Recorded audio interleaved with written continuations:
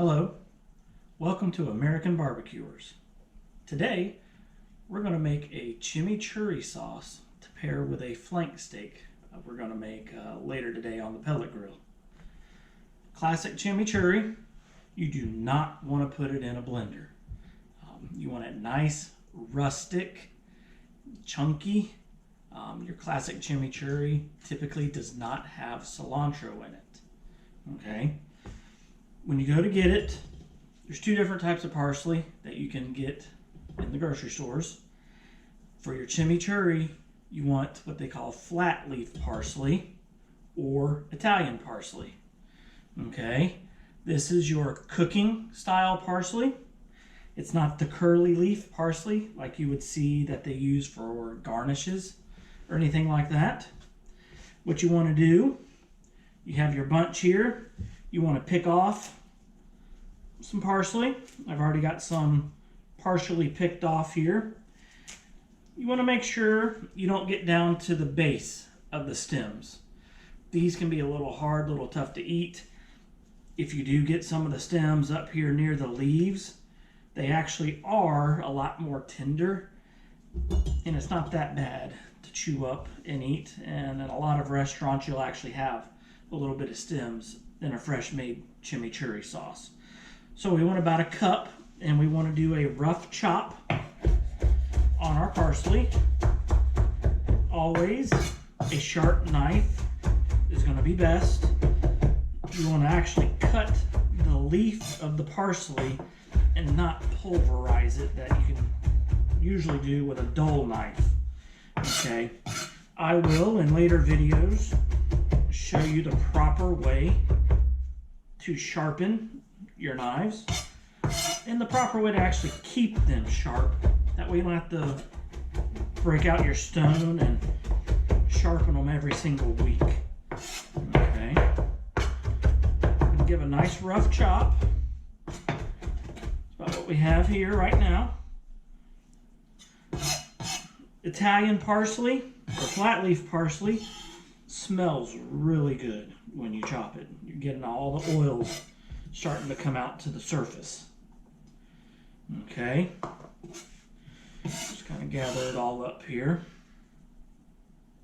We got about, it's pretty close to a cup. I'll add it over here into my bowl. Now our next ingredient, we're going to chop some garlic. You're going to want, for this recipe, about 6 to 7 cloves. Got a few already peeled here. I've got some already chopped in my bowl. The best way to peel garlic, you're going to have a hard end. Take your knife, just give it a little cut. Okay, I always keep a bowl right here for scraps. I cut the other end. I set it where you got the half moon facing up. Take my knife, give it a tap. It's going to break your garlic open. It's also going to allow you to get at the peel a lot easier. There we go, nice peeled piece of garlic. Your garlic, you're going to want to do another rough chop. Because remember, this is a rustic recipe. And to be exact, this is an Argentinian style chimichurri that I'm making. Garlic can be very sticky. I particularly don't like to handle fresh garlic a lot, just because it's so sticky. A lot of times I will use, in the grocery store, you have a garlic that comes in a tube that's already pulverized. They do add a little extra ingredients to it. Not a fan of that, but I do like the convenience of it. I particularly stay away from the pre-chopped garlic that they have in the glass jars. I just do not like the flavor. They typically come packed in water. Some will come packed in oil. The one in oil is not too bad, but they, again, chock that with so much preservatives, it doesn't taste good. This is the one I typically use if I'm in a hurry. I prefer chopping it myself. You can take and chop a large batch. store it in a little canola oil. Make sure the oil is actually completely covering the garlic. Pull the container out, grab a teaspoon, tablespoon, however much you need for your recipe, and you're good to go. That way you're only chopping, once a week, twice a week maybe, okay? So we've got our parsley and our garlic nice and chopped. The next thing, you want to use a really good olive oil. This olive oil is by Bertolli. Typically they have a blend of olives they use. This particular bottle that has olives from Spain and Tunisia in it, and they do the first cold press. That's going to be the best of the olive oil that's squeezed out of the olives is that first cold press. We're going to need 1 cup of this olive oil. Got it going here. Help it along a little bit.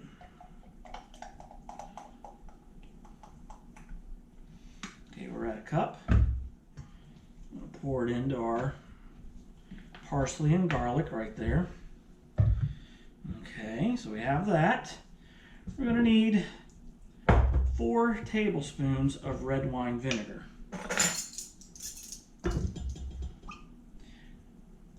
Pretty much any red wine vinegar will do. Not any particular brand that I like per se.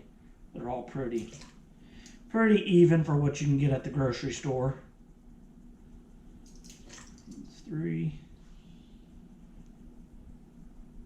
And that is 4. Okay. Next, if you can find small red chilies, use those. Again, give those a rough chop. This recipe calls for about 3 small red chilies chopped. You can seed them if you want to kind of tone the heat back a little bit in it. If you can't find fresh red chilies, crushed red pepper is the next best thing. And we're going to need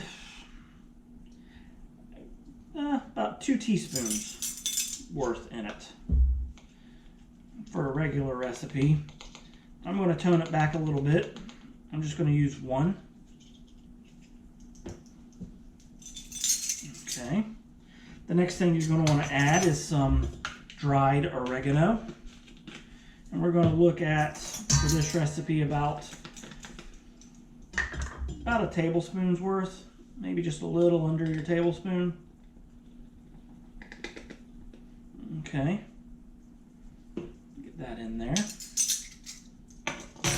And then you're going to salt and pepper to taste. Okay. I usually keep some kosher salt, and I get a thick ground pepper. It's nice and coarse. I don't really like to use the pepper that's like a fine powder. When I make this mixture, the pepper will tend to coat the salt really heavily, and it will make your salt and pepper mixture on the spicy side. So I just stick with the coarser ground pepper for this. And this we're just going to do it to taste. And that's going to roughly be about 2 teaspoons of salt to about 1 teaspoon of black pepper. Okay, we're just going to give this a nice stir. You should smell the flavors that I've got going on right now. I wish my camera had the smell-o-vision effect. Nothing like fresh chopped parsley and garlic with a good quality olive oil. Now your chimichurri sauce is really not meant to marinate anything with. It's meant to pair it with as you're sitting down to eat. You get a little bit and you just coat it on whatever meat. You can do it on pretty much any meat you want. You can take and baste with the chimichurri while it's cooking. That's another method, but it's really not meant to marinate. Not saying you can't do it. If you were to go to marinade, then you may want to actually get out a blender and blend part of this mixture to get it nice and smooth, and then you can put your meat in it to try to soak up all the flavors that you can at that point. But for us today, I'm going to do a flank steak. We're going to do it hot and fast on the pellet grill.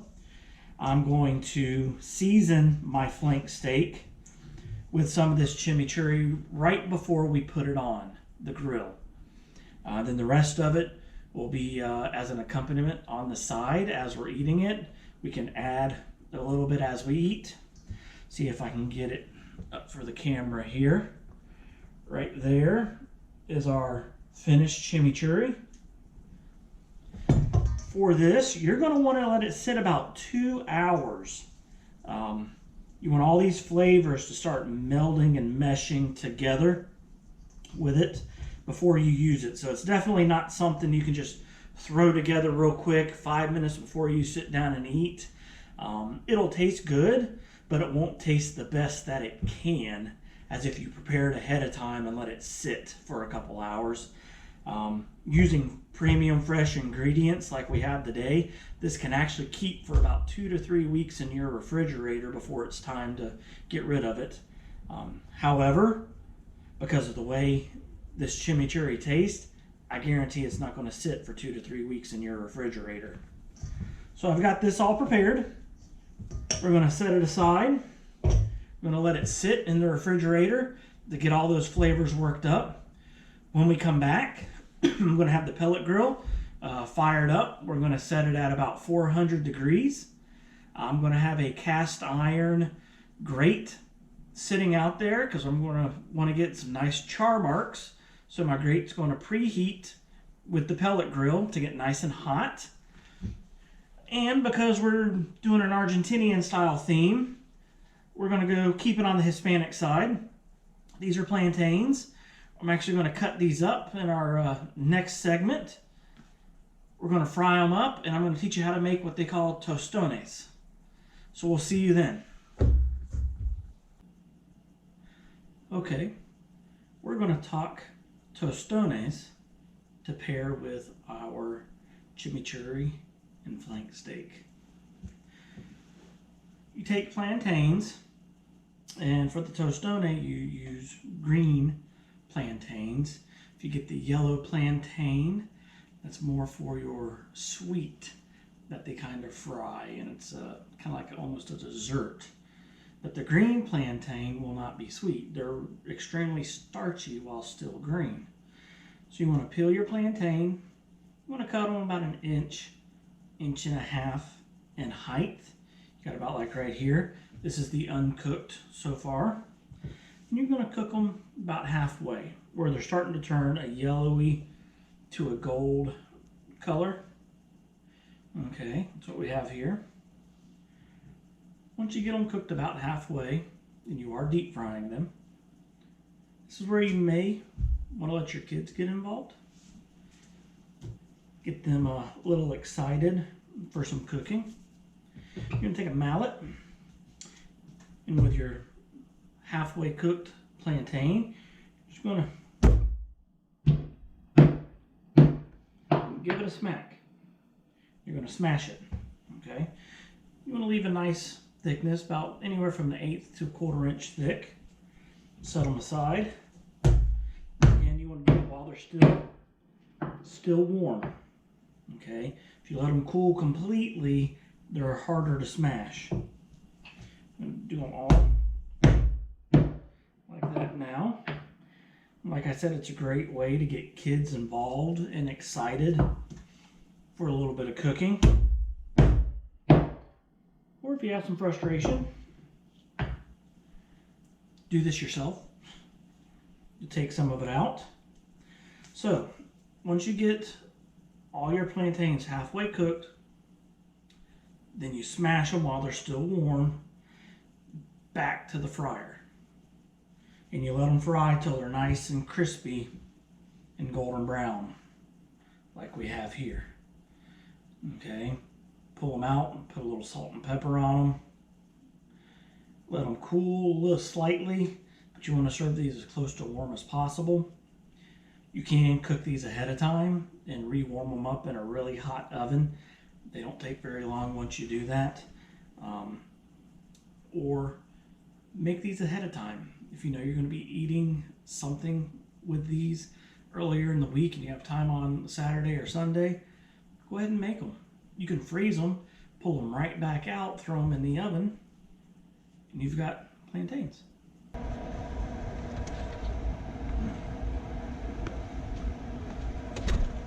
Okay, I've got my grill preheated to high, which is about 450 degrees. Got my flank right here. Went ahead and tossed a little of our chimichurri on it. We're going to cook it on a cast iron grate that I've had preheating.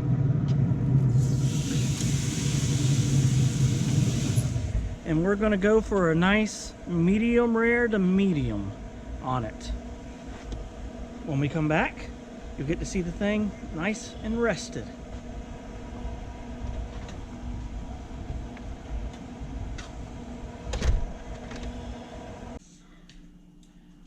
Okay, we've got our finished product.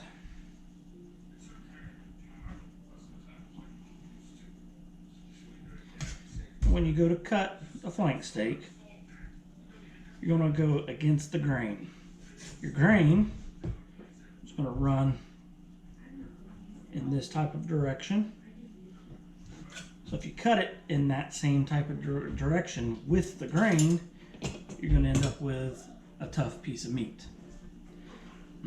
So we're going against the grain. I'm going to go nice and thin slices.